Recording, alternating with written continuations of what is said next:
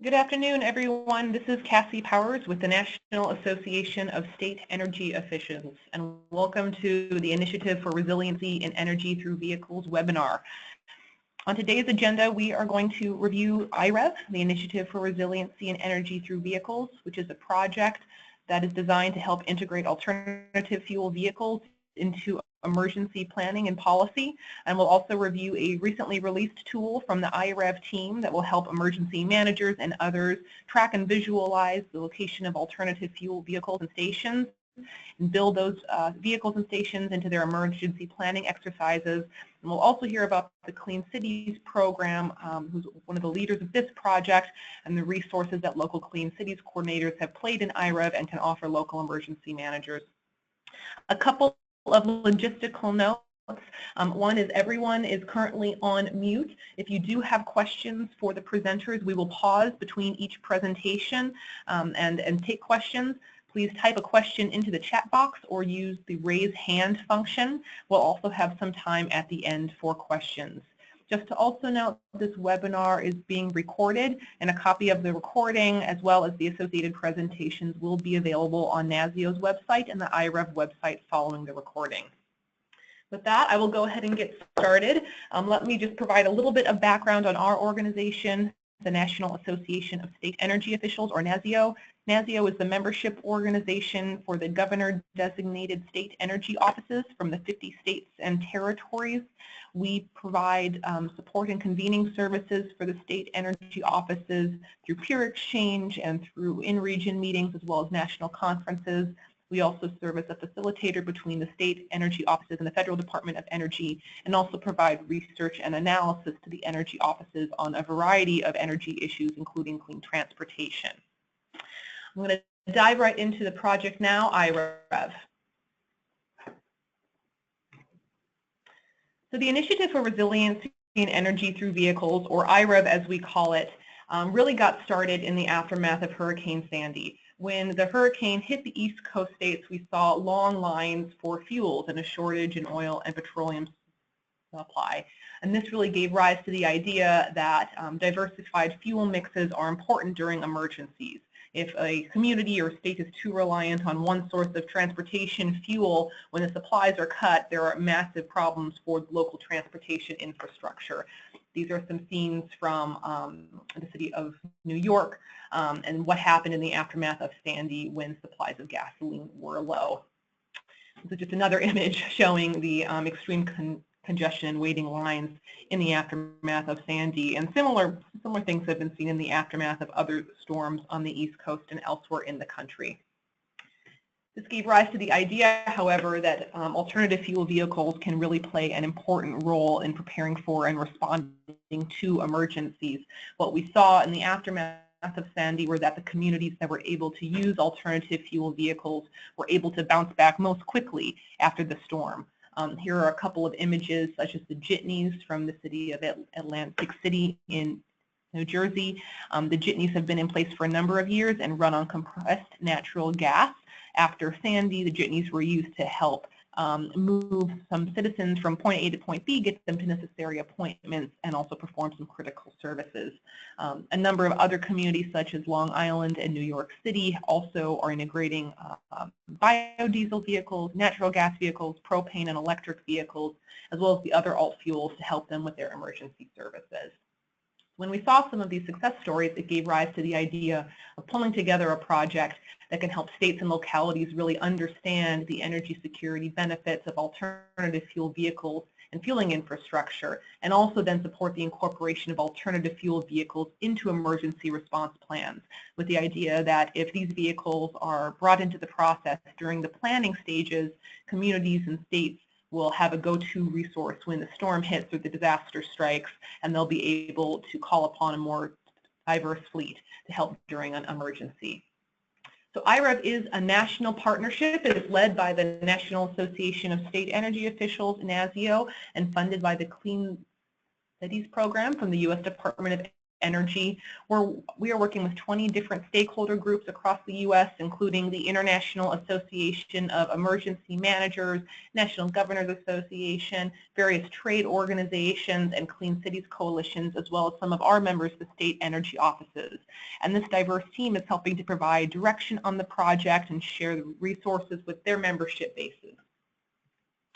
We have undertaken a number of projects through this overall program and developed some resources that may be of interest to emergency managers as well as other policymakers when thinking through how alternative fuel vehicles can play a role and be integrated into emergency planning. One thing is that iREV has developed 4 case studies, which are really designed as a tool to help emergency planners access needed data and understand the benefits and costs of deploying natural gas, propane, biodiesel, and electric vehicles during emergencies. We have case studies for each of these 4 fuel types, and the case studies highlight pros and cons of the fuels, as well as some of the benefits, and importantly also highlight some case studies from communities or states that have used the fuel successfully during an emergency. There are examples from the city of New York City using biodiesel vehicles, Atlantic City and others using natural gas vehicles, Florida also with biodiesel, communities on the West Coast with electric vehicle, and police forces and others using propane during emergency situations.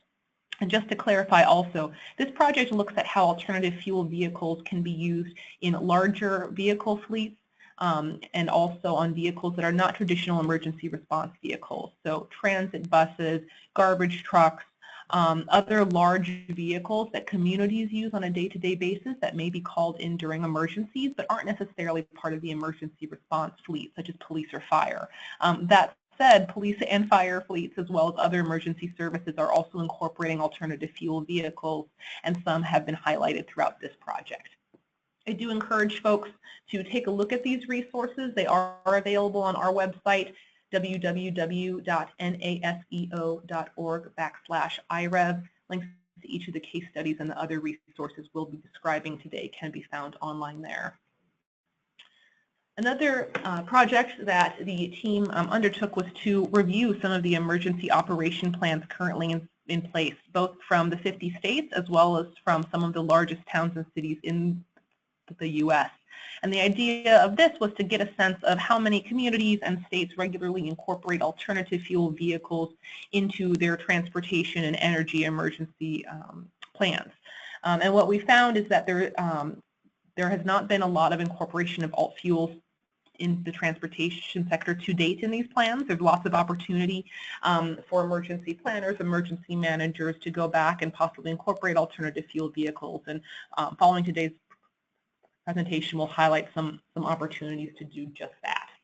We also issued a report that highlights some of our findings and early recommendations for ways that states and municipalities can incorporate alt fuels into their emergency operation plans in a report that can also be available, that is also available on our website online. Another initiative through this project was to really raise awareness, not just of alternative fuel vehicles, but how alt fuels can be of service during emergencies. The project team did hold a series of regional workshops in the Northeast, Southeast, Central region, and West Coast this past fall and throughout the winter. The workshops convened emergency managers and planners, as well as state energy officials and other policymakers to understand how alt fuels can be of service during emergencies and discuss some of the challenges that participants have faced with the supply of fuels for motor vehicles in general. There's been a number of lessons that we learned from the workshop, mainly that infrastructure needs are quite different depending on the different region of the country. That really emphasizes the fact that there is not one single fuel source that can be used throughout. It's important to have a diversity of fuel sources. Another thing we learned is that there is a lot of opportunity to provide additional resources and information on alternative fuels generally, both their availability and what types of vehicles they can be used in, and pros and cons and location of infrastructure, etc. And then also dive into more of how fuels can be used during emergencies. Another thing that we also learned is the absolute critical need to know what alternative fueling stations have generators attached to them, and we'll be talking about that a little bit more during our presentation on the iREV tool.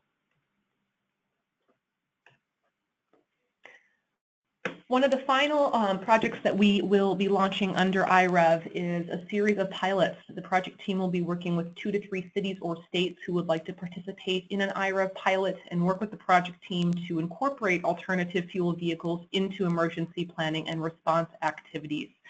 This is something where NASEO and our partners with iREV are currently chatting with cities and states who are interested in participating in the pilot. For each of the pilots, the iREV team plans to work with the participating jurisdiction to identify relevant emergency operation plans, and in the state's case, energy assurance plans, and also to understand the local emergency management policy and operations. We would then review participating jurisdictions' emergency operations plans and identify ways that the plans could incorporate one or more alternative fuels.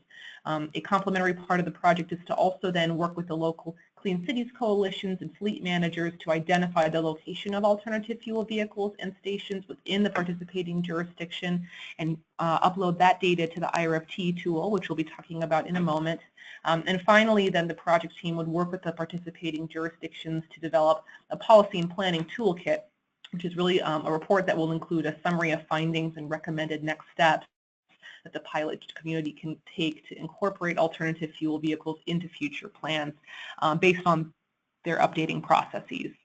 The pilots, as I mentioned, are launching soon. We are planning on working with one town and city already. If folks on the phone are interested in learning more about the iREV pilots and opportunities to participate, please let me know. My contact information will be listed at the end of the webinar.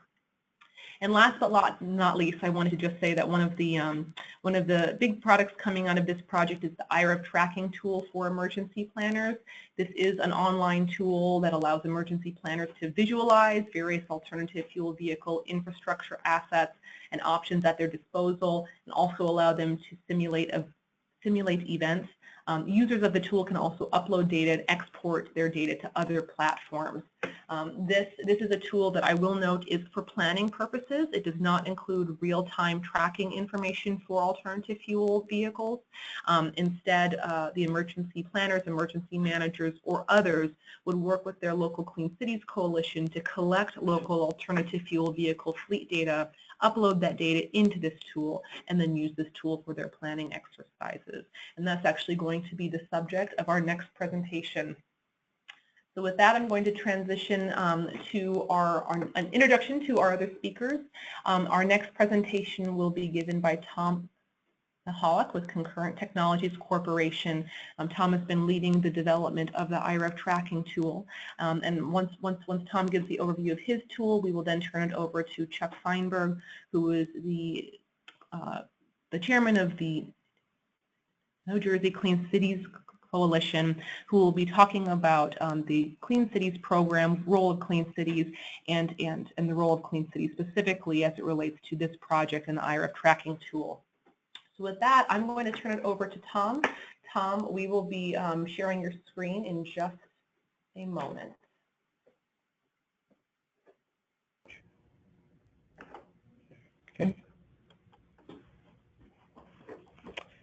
Okay, hello everyone. I'm Tom Mahalik, as Cassie mentioned. I'm a software engineer at Concurrent Technologies Corporation.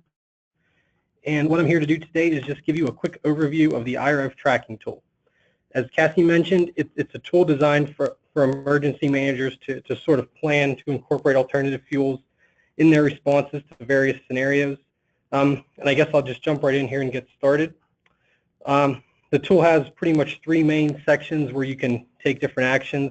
There's the toolbar on the left, which a lot of the things on there should look familiar, such as new, file, save, open, basic functions like that. There's some map navigation tools across the top, and then the toolbox on the right are the available data sets. And we'll pretty much just proceed through each one of those areas today so I can give you a quick understanding of what each of those things does. Now, starting over here on the left, title is exactly what it says it is. That'll be the title of your project, and when you save the project, that's the title that it'll be saved under. If you want to rename it, then you just change the name and save again. It's pretty much the way similar tools work. Moving down through here, new, open, delete, and save all work exactly like they sound. We'll skip over the export and event drawing for a second. Then the other stuff is editing your profile. Again, basic boilerplate stuff there. And down here in the help section, there's two very useful guides. The first one is the user guide that will sort of summarize most of the points that I'm going to cover here today. And the second one is the recently compiled data collection guide, which will explain some of the resources available to those using the tool as far as how to collect data from the local Clean Cities representatives and how to get that data into the tool. Again, both very good resources. And along the top, another good resource is the link up here to the iREV project homepage. Now, the main part of this tool, as everybody probably has guessed by now, is the map here in the center. There's a few different ways to navigate the map. It pretty much functions the way most people have used Google Maps. This works the same way. You can click, scroll, the plus, minus, all works the way everybody's familiar with. Now, as far as finding specific locations, this is where the location lookup toolbar in the top comes in. As you can see here, we can drill down to pretty much any state in the U.S. For the purpose of this demo, which is where most of the data I have as an example, is located here in New York State. So we'll drill down to the New York State level, and then to get even more specific, you can type in city names, location names, and it uses Google Maps to search, so it'll find pretty much any commonly known locations in the U.S. So now for the purpose of this demo, we'll focus right here in the New York City area, because again, there's a fair amount of data available there, so it makes for a good presentation. Now, the main thing as far as planning goes is this tool gives you the ability to mark up the map that you're looking at. And the first part of that is what we call event drawing. And it's pretty straightforward. You can just name any sample event. And then wherever you want to draw that event on the map, it'll plot a circle showing the radius affected by that event. And then whatever information you enter into here will always be available in the pop-up that's on the map. Now, just to take a brief detour to talk about these pop-ups, each icon that's plotted on the map will have this information associated to it. So any point that you see on here, be it uploaded data or any of the other data I'm going to show you in a few minutes, you can click on those icons to display that information, and it's always saved when you save the map. There's no limit to the number of events you can create. You can tweak the colors, things like that. But we'll just draw two samples here to kind of keep it moving along. Now, the real power of this tool comes with the available data sets over here on the right. We have pretty much three categories: emergency services, which are all pulled from the Department of Transportation, include locations of EMS stations, fire stations, hospitals, and police. We'll turn on hospitals as an example. There are, depending on the area of the country you're looking at, there are often quite a few of these data points. So as you can see, it can get a little cluttered, but as I mentioned earlier, each data point has information associated to it, and it's all pulled from the Department of Transportation databases. We'll turn hospital off now for a little bit of clarity here on the map. Now, the second section are the locations of alternative fuel fueling stations. This is all pulled real-time from the Department of Energy Alternative Fuel Resource Center. It's available in that real-time format I just mentioned, and also in an offline format if you're in a situation where internet connectivity is slow or sparse. The offline version represents the data that was pulled a little bit ago. So it's fairly recent, but not as recent as the real-time data. And we'll just turn on a few of these data points here to kind of give you an idea what sort of data is pulled for those. Again, that propane fueling station, the U-Haul, biodiesel. Again, it's all recent, up-to-date information, and all the information it can pull will be again displayed in the little handy pop-up boxes. Now, the third category of data is uploaded data, which Cassie mentioned earlier, and that's data that you can upload that you collect locally. The way to do that is through the upload template, which you can download over here, and looks like this. It has a few different fields, basically name, longitude, latitude, address, and details as far as what's available at that location. Name, longitude, and latitude are the only three that are required. Everything else is optional, so you can fill in as much or as little information as you have for each given data point. As far as determining longitude and latitude, there's guidance in the data collection guide as to how to determine those. But there's any online tool that converts addresses or any other formats, longitude and latitude, will pretty much be acceptable here. And then once you have that data gathered and input into the spreadsheet, the next step is to upload the data onto the map. We have 4 different data set types that you can upload under. One is custom, which is sort of a generic catch-all depending on what you want to upload. The other 3 are fueling stations, charging stations, and vehicles. And as you can see, each one will have a different icon that's displayed on the map. So I have a few sample spreadsheets compiled here in advance. We'll just upload one of those to give you an idea of how it's displayed on the map. As you can see, after it's uploaded, the icon activates over here, and you can turn these on and off just like you can turn all the other ones on and off. And all the information that was uploaded and included in the spreadsheet is now put into the tool as well. Everything you see here when you save the map is saved, even your location information, events, what data sets is turned on. Everything is saved, so when you reopen a project, it will look exactly like it was when you left it. Now the last feature we'll look at here is the export KML, which is somewhat simple but also very powerful because it enables you to use this tool to compile your data and mock up this event scenario as you see fit. But you can also export it in a format called KML, which was developed by Google under the Google Maps project. So that it's a common format that a lot of different GIS tools use, ArcGIS and the like. So even if you just want to use our tool to plan out your alternative fuel aspect of a scenario, you can then import into whichever tool you're using to plan this larger scenario overall. So that way you can still use our tool, but you're not forced to only use this tool if your organization is more familiar or has another one already ingrained into your process. I know I moved a little quick, but that is pretty much a high-level summary of the iREV tracking tool. I know a lot of folks have signed up over the past week or so. I appreciate that. Thank you. And all your accounts should be approved. If they're not, just please let Cassie or I know, and we'll definitely get that fixed up so that everybody can gain access. With that, I'll throw it back to Cassie. Thanks so much, Tom. That was great. I'm going to pause and ask if there are any questions. I don't currently see any in the chat box or any raised hands. If you do have a question, go ahead and hit the raise hand function, and I will unmute you. We can ask your question. We'll give that just a few seconds. You can also email a question if the chat function for some reason isn't operational for you. My email address is cpowers, that's CPOWERS, at NASEO, NASEO.org. And I am not currently seeing any raised hands. One thing is, Tom, I think that was a really great overview. Thank you so much. I do want to emphasize that one of the really interesting parts of this tool is the ability to upload customized data and overlay that with existing data, collecting information on where alternative fuel vehicles are located within your jurisdiction. We think is one of the kind of great parts of this tool. You'll be able to work with local fleets and/or Clean Cities coalitions, which Chuck is actually going to talk about next. And since I don't see any questions, I think we will go ahead and transition to Chuck's presentation. So thanks a bunch, Tom, and we'll have opportunities at the end of the webinar to ask questions again as well.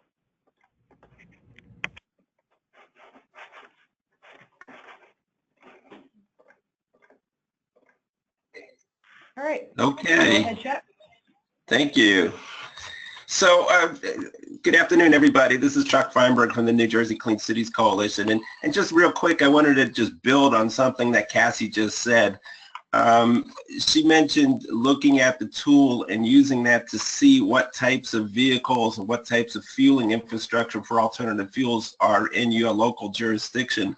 But I just want to make the point that one of the reasons that I've heard over the years of why the first responder and emergency management community might be a little reluctant to use alternative fuels is that they often get pulled outside of their jurisdiction. And while they may know what resources are available within their jurisdiction, this tool will also help them figure out and see what's available outside their jurisdiction.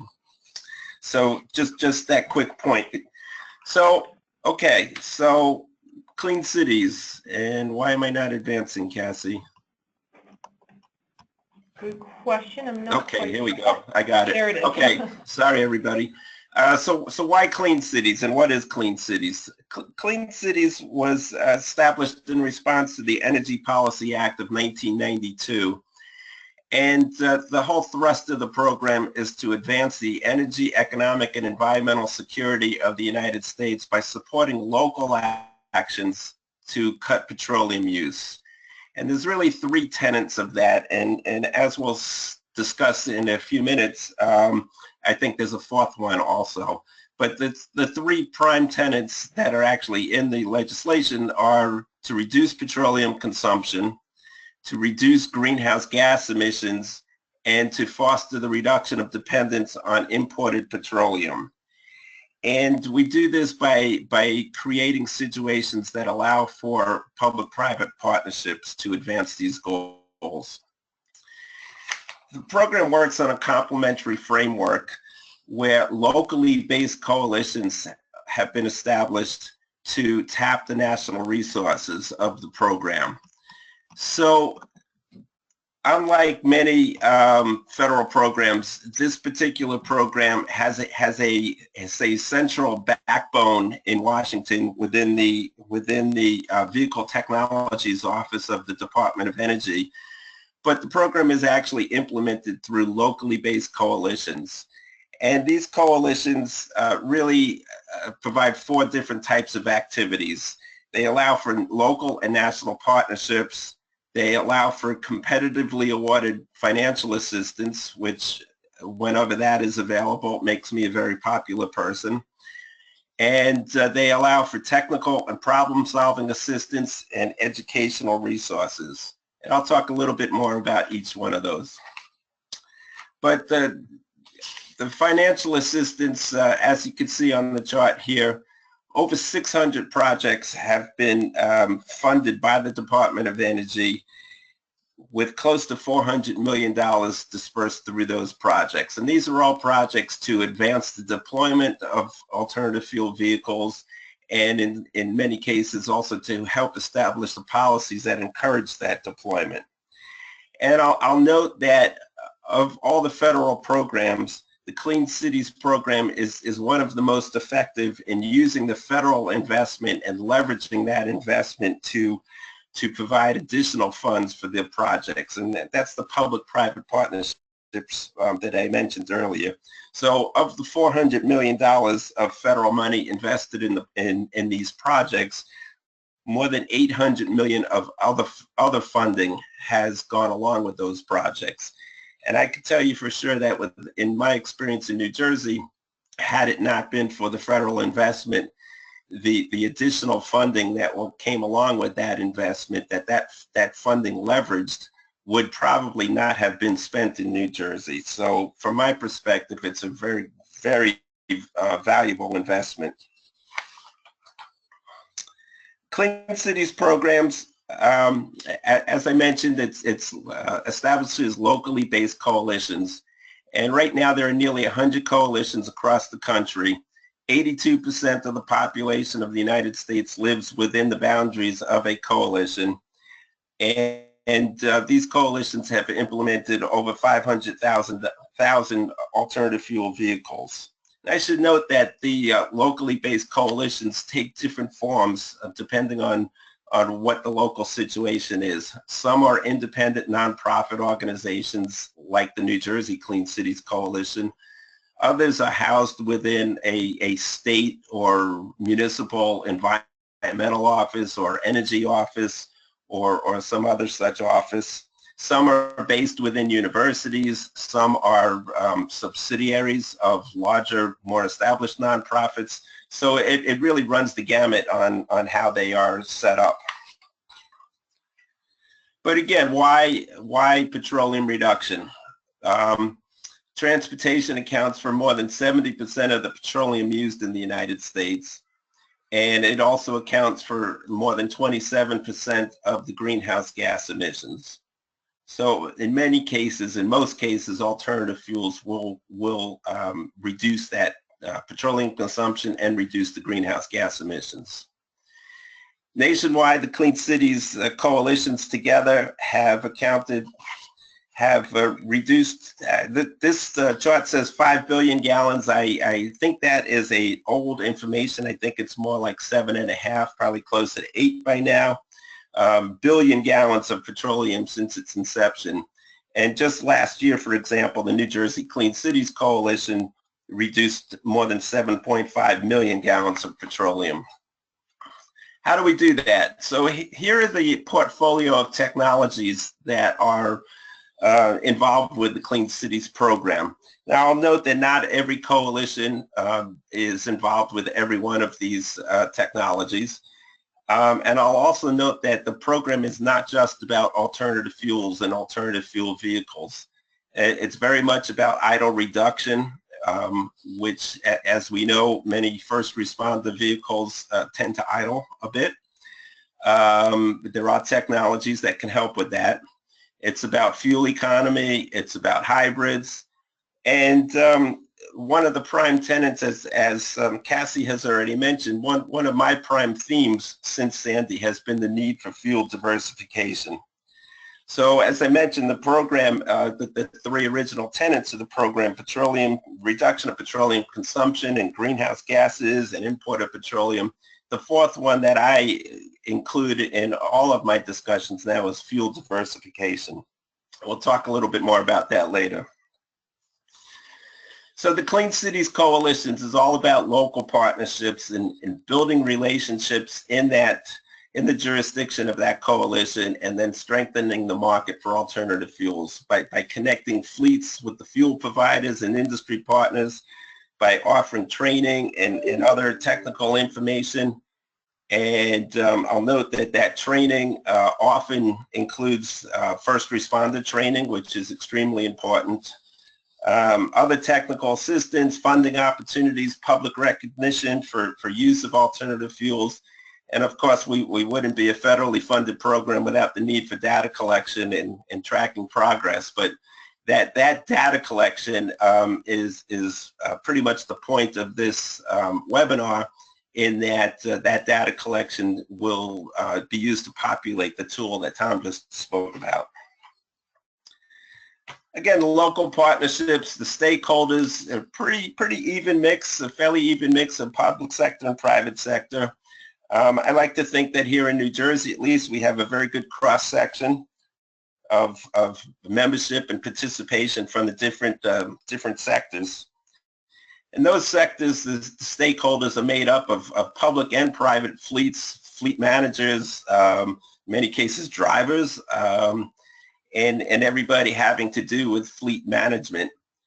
It also includes product and service providers, those that do the conversions of the vehicles, those that provide the infrastructure for fueling stations, those that provide the fuel, utilities and consultants and engineers, the whole gamut, as I said, a whole cross-section.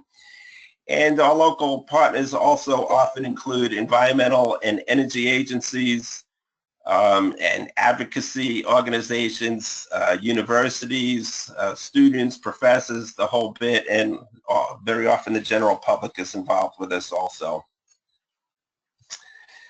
On a national level, we also have national partnerships with some of the largest fleets that work across the country.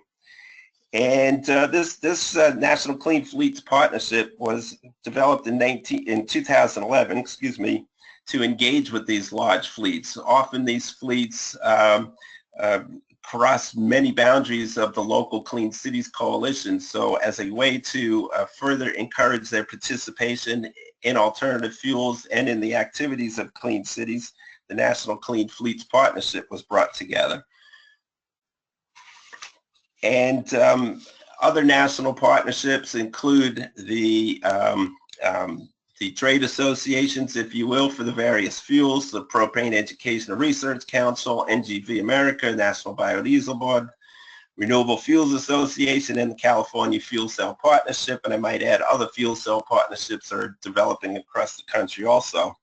Also, other federal agencies are involved with the program, both as fleet managers themselves and as stewards of various national parks, for example, or other federal entities and federal activities.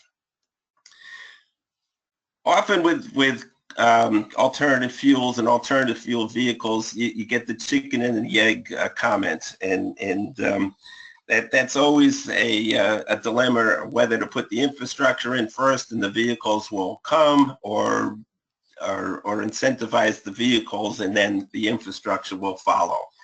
So this is a listing of some of the projects that we've been involved with here in New Jersey and across the region over the last several years. And I'll note that these are the funded projects.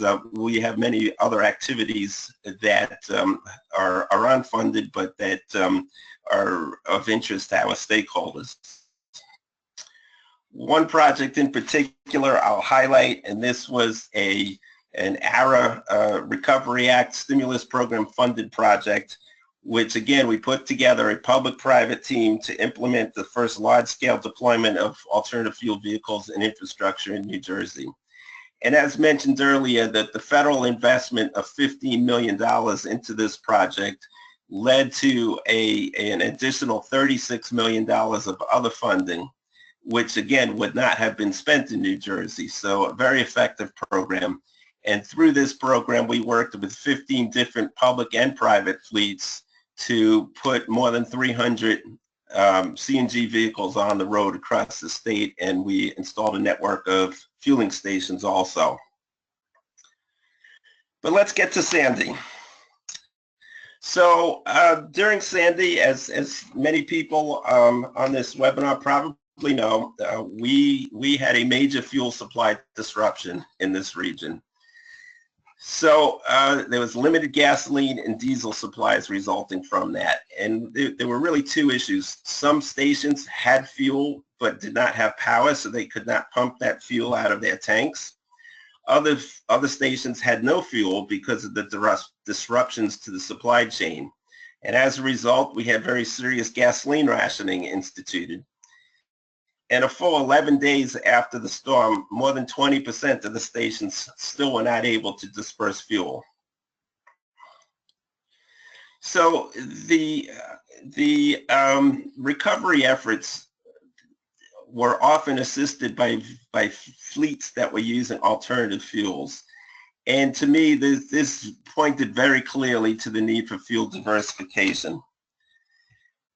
As Cassie noted, the Atlantic City Jitney Association was an example, and I'll get to that in a minute. But one of the things that was readily apparent to me following Sandy, and I think which led to, in large part, to this project that we're working on now, was the need to develop and maintain an inventory of resources for alternative fuel vehicles that could be integrated into contingency and energy assurance planning and response, so that whether or not the first responder fleet itself has alternative fuel vehicles, that's one thing, but there should also be cognizant of what resources might be available in the area around them that have alternative fuels, whether it's trash trucks to help clear debris, whether it's dump trucks to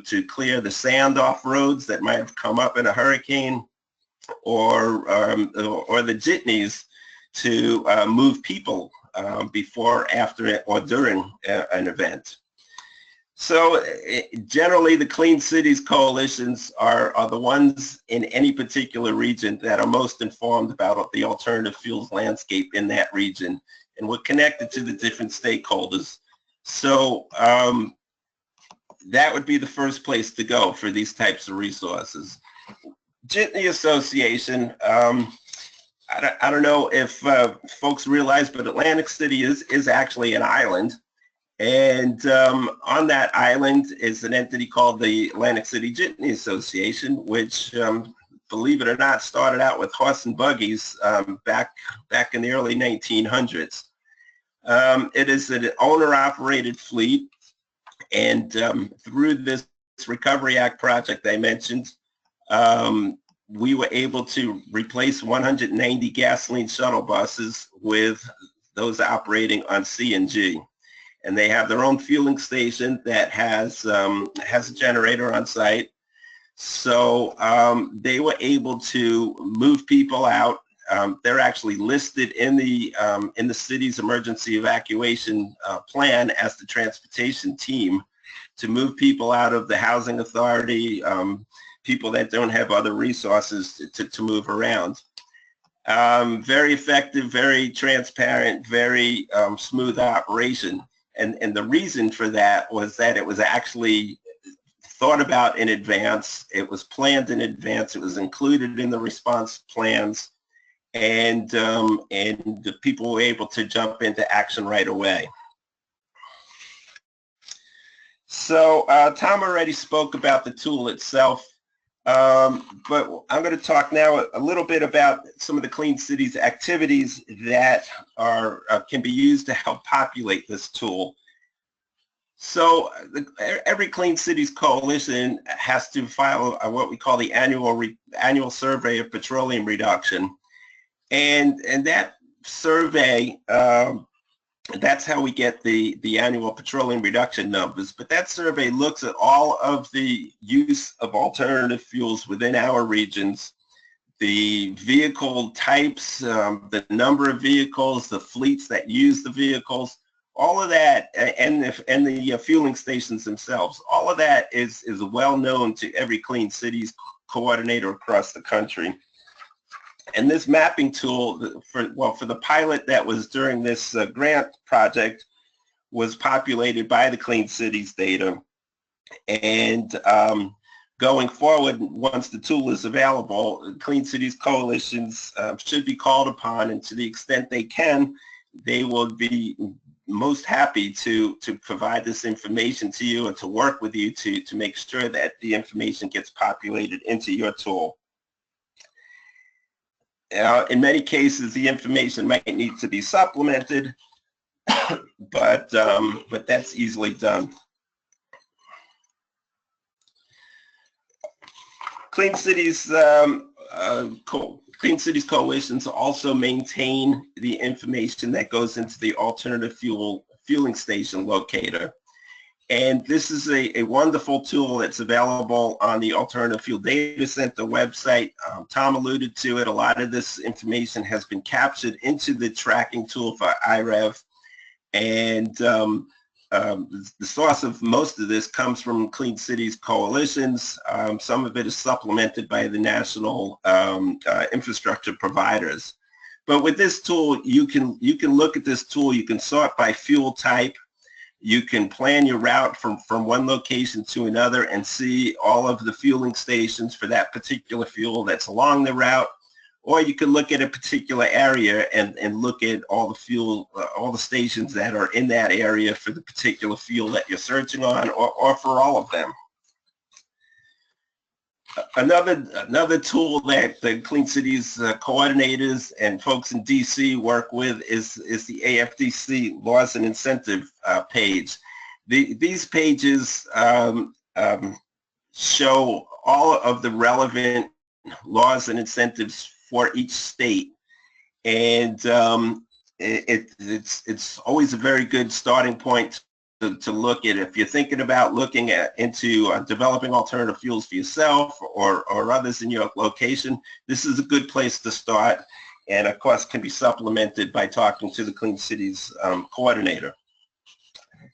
So if all of that was not enough, there's the homepage for the Alternative Fuel Data Center, which basically has everything under the sun that you can imagine for alternative fuels and alternative fuel vehicles. If you're interested in this topic, you can spend hours on this site and not get bored and not repeat anything. So that's it. In summary, the Clean Cities coalitions make the connections within the alternative fuel world.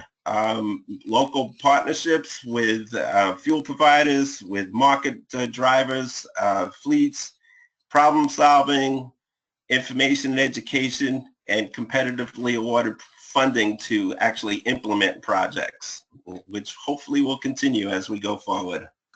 With that, I'll turn it back to Sandy, and I guess open it up to questions. I mean, Cassie, sorry. Thanks, Chuck. That was an excellent overview. As Chuck has obviously gone over in his presentation, the Clean Cities program is a wealth of information and resources on alternative fuel vehicles, infrastructure, laws, incentives. There's a ton of great work that's gone on from Clean Cities, the national labs, and others. I do encourage folks to reach out to their Clean Cities coordinator. There is a contact list available online. If you need help finding it, you can email me. They're really an excellent resource both at the national, state, and local level. Let me pause there. This brings us to the end of our presentations, and so we do have some time for questions.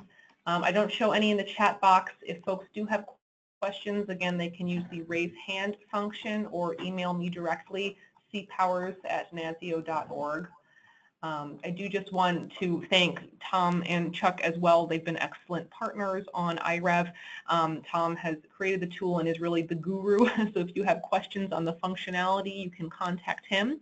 If folks haven't already, I also encourage you to follow the registration link and register for an account for the iREV tracking tool. It's free, it's available, you can do it online. Once Tom approves your request, you can go in and poke around.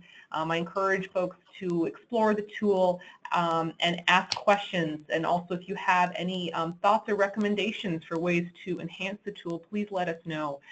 This is something that we hope to maintain and enhance over the upcoming months and years. We do want it to be a useful resource for emergency managers and planners and state policymakers. With that, I'm not showing any raised hands or any questions through the chat box, and so I think that we will go ahead and conclude our webinar. So again, thank you to Tom and to Chuck for your excellent presentations. A recording of the webinar and the associated presentations will be available online on the NASEO website, www.naseo.org/iREV. Thank you, everyone, and have a good day.